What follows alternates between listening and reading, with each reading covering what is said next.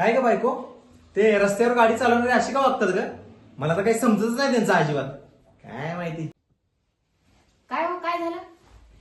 काय झालं काय. ते फोर व्हीलर वाला रस्त्याने चाललं होतं, आता टू व्हीलर वाला मध्ये बाजून चाल की.